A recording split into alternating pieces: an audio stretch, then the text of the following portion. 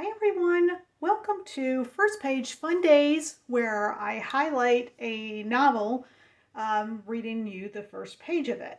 So this one is also a little bit of an unboxing because I haven't actually opened this package yet. This is a pre-order. I do know what it is. It's not a surprise, although it'll be a surprise to you, I'm sure. So this is a pre-order for a historical Christian fiction, Christian historical romance. And so let's just dive into it and see what we got.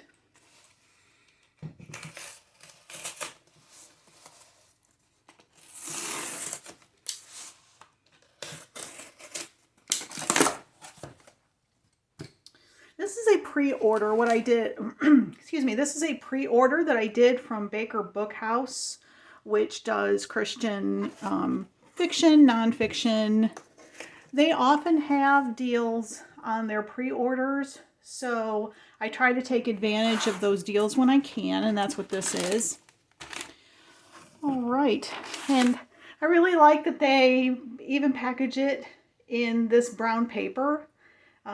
So if you wanted to send it as a gift, you could do that, I'm sure. Okay, so the book that I am featuring is A Beautiful Disguise by Roseanna M White. This is the first book in her series, The Imposters. This is a Bethany House release, and it, as I said, is historical. It says historical fiction. Roseanna's stories tend to be historical romance. They're very, very steeped in history and very, very nice romance and like great inspirational threads throughout. So, okay, so let's take a look and see what this book is about. Left with an estate on the brink of bankruptcy after their father's death, Lady Marigold Fairfax and her brother open a private investigation firm for the elite to spy on the elite. Dubbed the Imposters Limited, their anonymous group soon becomes the go-to for the creme of society who want answers delivered surreptitiously. But the many secrets Marigold learns about her peers pale in comparison to her shock when she and her brother are hired to investigate her best friend's father as a potential traitor. Sir Merritt Livingstone has spent a decade serving the monarch in the field, but when pneumonia lands him behind a desk in the War Office Intelligence Division, just as they're creating a new secret intelligence branch, he's intent on showing his worth. He suspects an aristocrat of leaking information to Germany as tensions mount between the two countries, but he needs someone to help him prove it. So he turns to the Imposters Limited. No one knows who they are, but the results are beyond compare. Lady Marigold is determined to discover the truth for her friend's sake, and she's more determined still to keep her heart from getting involved with this enigmatic new client, who can't possibly be as noble as he seems. Ooh, sounds intriguing. I love the cover on this, don't you? Okay, so here is our first page. Chapter 1, April 1909, London, England. The narrow stone ledge beneath her bare toes, cold and sturdy, felt like bliss after 3 hours of wearing shoes that pinched. Lady Marigold Fairfax might have wiggled her toes in ecstasy if that wouldn't have meant losing her purchase and sending her plummeting 80 feet down to the street below. No, better to keep her toe wiggles mental. She smiled into the building's facade, moved her fingers to the next hold between stone blocks, and scurried along the ledge toward the corner. Yates was already there, leaping like a mountain goat to where the ledge continued on the adjacent wall. He glanced at her, the moonlight catching the brows he lifted in challenge. "What's taking you so long?" those brows said. She stuck her tongue out at her brother and picked up her pace.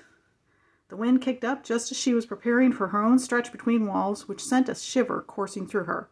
But it didn't hinder her confident transfer, nor slow her as she hurried straight into its chilly teeth. And I'm going to leave it at that. Oh, I'm so intrigued already. All right. So if you like this video, please take a moment to hit the like button down below. And also, if you subscribe to my channel and hit the notification bell, it'll let you know when I post my unboxings and my first page fun days. And as always, I love your comments. What did you think so far of what we've heard? Are you intrigued? Have you read anything by Roseanna M White? Or if you just want to say hi, that's okay too. I love your comments. I read and respond to them all. So just to give a little plug here, this is a pre-order. Well, it is no longer a pre-order because the book's already come out. The book came out in August of 2023 and I pre-ordered it. I did get a 40% discount through Baker Bookhouse when I did my pre-order. Like I said, oftentimes they will do some discounts. I highly recommend that if you're an avid reader, and believe me, I know that, having a huge wall or pile of books that you want to get into, you pretty much have to be rich to buy all your books new. And I get that. And I certainly encourage you to find books anywhere you can. You can find them for free. Go to your library. Encourage your library to purchase the books. Or you can get discount books. But every once in a while, if you can, go and pre-order them. Because the pre-orders actually make a huge difference with the authors and the publishers. If the publishers know that they've got a buzz going before the book even comes out, they are more likely to publish the author's next book and the next one. So if you've got a favorite author, it's a great way to help them out.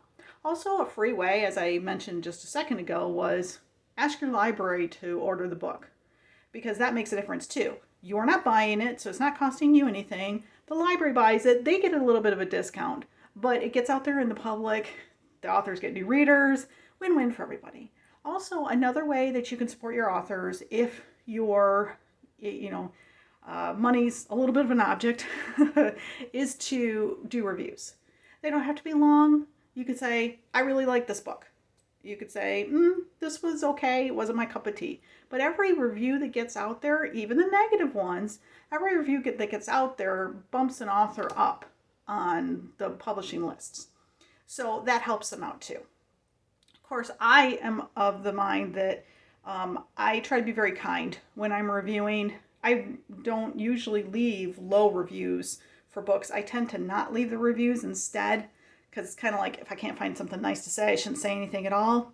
But even in a negative review, you can still be kind. Remember, the authors put a lot of effort into getting their work out there. So we have fragile egos. So you can be truthful, but be kind at the same time. Okay, so that's going to be it for today's video. Thanks so much for stopping by and watching. You guys are awesome. Have a great day.